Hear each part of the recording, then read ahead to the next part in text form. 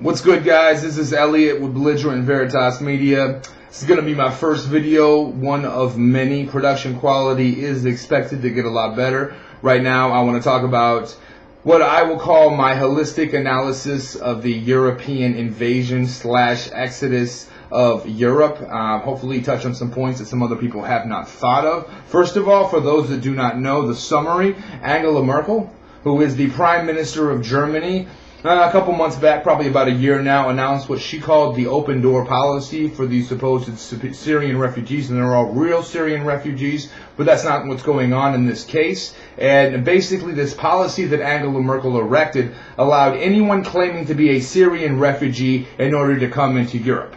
Now, Europe is essentially a borderless superstate within the EU, meaning once you get into Europe, you can travel to any one of the other European nation states and you don't need a passport at all. So it's not like they're just coming into Europe, they're coming into the whole entire continent. The problem with this is there's absolutely no possibility of creating any sort of vetting process of being able to tell who's good, who's a member of ISIS, who's committed crimes, who's a rapist, who's a violent person, who's a Christian, who is the second coming of Mother Teresa, who's the second coming of Christ, who holds the spear of destiny. Absolutely no way of being able to tell anything about these people whatsoever. There's no kind of databases. They're not in Interpol. There's no aggregated information stored anywhere. We know absolutely nothing about them. So show up.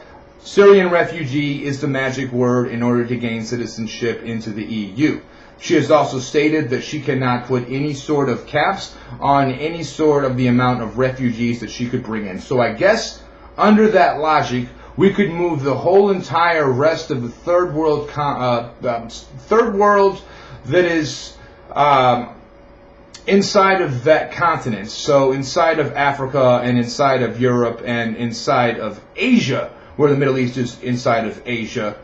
Essentially, obviously I'm exaggerating here, but under that policy, there's no limit. We could almost move almost every single man, woman, and child into that area, and everything would be honky-dory. Obviously, there's not many children or women. It's mostly military-aged men. If you look at the footage, it's very, very difficult to actually find someone that's not a very, very strong, muscular, man that's trying to come in. Now, the EU has claimed that it had taken in about 1.2 million refugees in 2014.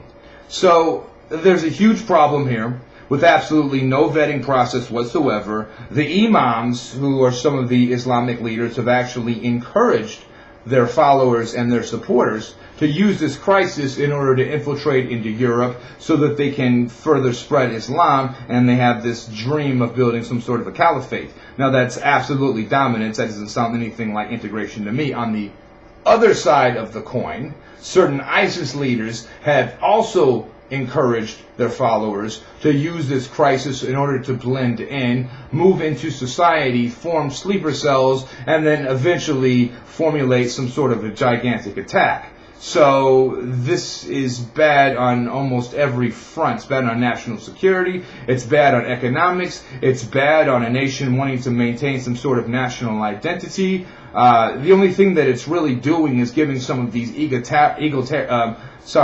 egalitarian, I would say suicidal egalitarians, some sort of a moral high ground where they feel better about themselves. Other than that, I really can't see what the point of the possibility is. They pretty much bill everything as humanitarian, and it's almost never the reason why. If you look at the invasion of Gaddafi, Saddam Hussein, sorry, I've got too much information. I'm going to divert here. Let's keep on going.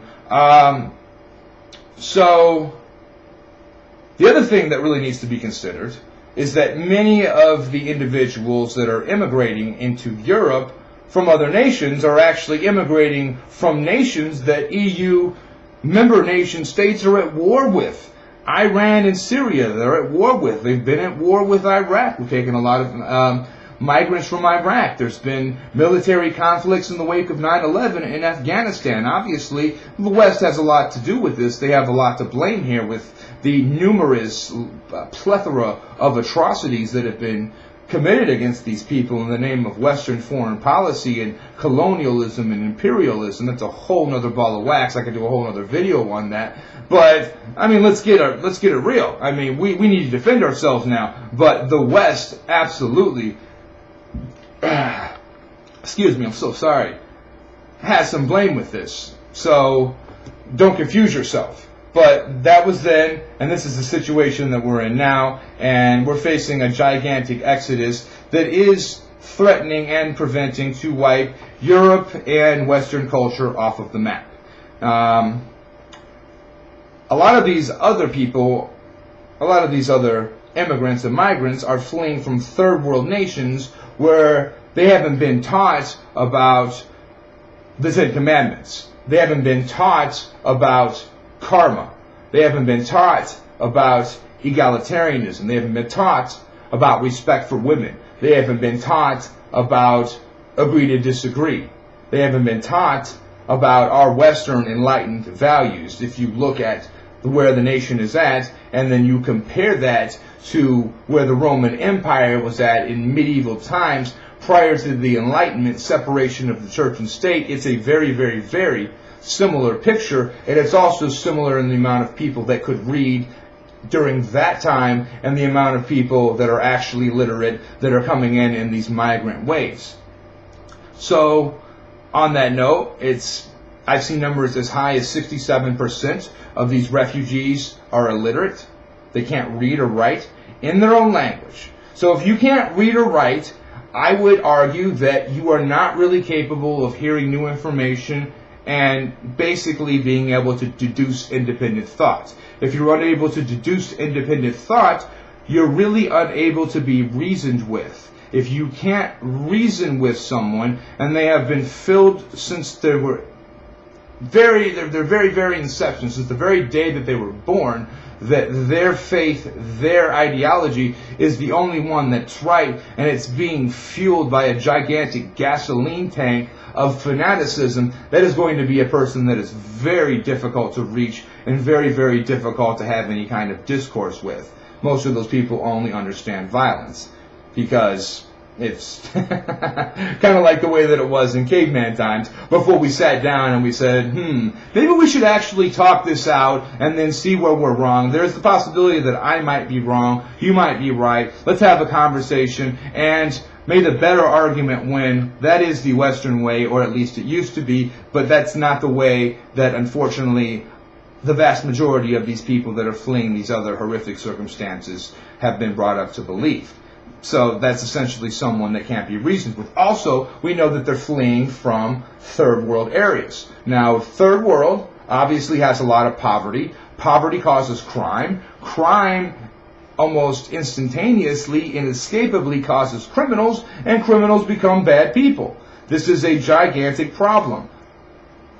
If we know this, then it is almost an inescapable chain of logic that a enormous amount of people that we are going to be bringing in under the guise of calling them Syrian refugees and under the guise and the misplaced humanitarian efforts is going to import a massive, massive, massive amount of criminals that are almost essentially impossible to reform.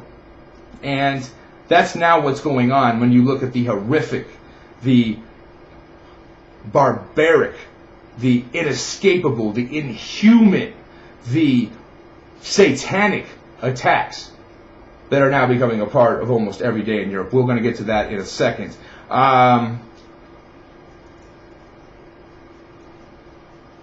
Another part of it is a lot of the imams and the people that are the intellectual leaders, those that can read. Unfortunately, and particularly within the Sunni and then the more militant Wahhabist sect, are essentially holding these people on puppet strings. They can't read, so they are their religious leaders. They are devout. They believe they are doing the right thing, and they have no capability of being able to cognitively question them. Are they bad people by themselves? Probably not, but people are severely affected and programmed by the ideology that they are brought up with. And that's true even in educated nations. So it's getting really, really bad. The media blackout on it is deafening. It's huge. We're going to actually take a look at some of the evidence and some of the actual footage of what some of these attacks, what it's looking like in Europe, because I'm telling you, it is an absolute horror show, and you have to see this. There is a blackout. That's going to be in my next video. I'm going to break it down from every single possible perspective. And, well, I honor truth most at my heart above all else. I try to see things from all perspectives and look at things. And overall, I'm not here to defend Muslim people, white people, black people, Chinese people, Japanese people, Latino people. I'm not here to defend libertarians, liberals, conservatives, collectivists, ideologists, classical liberals, any of that. Though I do subscribe to some ideologies, my special interest group is the human tribe. I'm looking out for the human tribe. That's who I want to succeed. I want to see humans come together and realize our potential. And I am not going to let political correctness paralyze me and not call out the abhorrent acts of violence when they are committing right in front of us, just because someone happens to have a different skin color and just because I happen to be white. I don't care that I'm white. I don't care that you're black. But if you commit a crime, it's the same thing as if I committed a crime. And if you apply a different standard from one race to the other, you are part of the problem. Now, I'm calmed down now, and we're going to actually get into the meat and potatoes of the actual evidence and some of the things that are actually going on. Thanks for watching. This is Belligerent Veritas Media. It's your boy Elliot. Stay tuned for more. Peace.